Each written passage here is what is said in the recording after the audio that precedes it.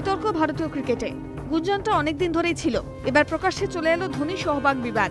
সৌজন্যে সহবাগের মন্তব্য, পরে চরম জলঘোলার সম্ভাবনা আঁচ করে সর্বদল নজফগড়ের নবাবের। শুক্রবার নয়াদিল্লিতে ভারত অধিনায়ক মহেন্দ্র সিংহ ধোনিকে এক প্রকার কটাক্ষ করে বীরেন্দ্র সহবাগ বলেন, ভারতীয় দল বিশ্বকাপ ক্রিকেটে জিতেছে দলের ক্রিকেটারদের জন্য, অধিনায়কের জন্য নয়। ভালো মানের ক্রিকেটাররা থাকায় জিতেছে দল, অধিনায়কের কৃতিত্বে নয়। हमारा मानना है वो है कि हमारी अच्छी टीम इंडियन टीम जिसकी वजह से हम लोग वर्ल्ड कप जीते हैं, बैक्ड बाय धोनी कैप्टनसी। পরে অবশ্য সুর পাল্টে ধোনির প্রশংসাও করেন সহবাগ, তবে তাতেও ধামাচাপা পড়েনি বিতর্কে। এরপর রাতে টুইটারে বিরুদ্ধ দাবি করেন, আমার মন্তব্যের ভুল ব্যাখ্যা করা হয়েছে। খবর করতে গিয়ে বিষয়টিকে বিকৃত করেছে সংবাদ মাধ্যম। সহবাগ ধোনির বিবাদ নতুন নয়, এর আগে ইংল্যান্ডের টি-20 বিশ্বকাপ কিংবা অস্ট্রেলিয়ায় পার্থ টেস্ট ম্যাচের আগে বিবাদ প্রকাশ্যে চলে এসেছিল।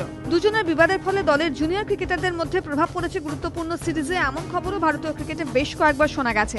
তবে এর আগে প্রকাশ্যে কাউকে কারো বিরুদ্ধে মুখ খুলতে দেখা যায়নি। এবার শ্রীলঙ্কা সিরিজের আগে সহবাগের এই মন্তব্যে দলে প্রভাব পড়তে পারে মনে করছে ক্রিকেট মহল। এবিপি আনন্দ।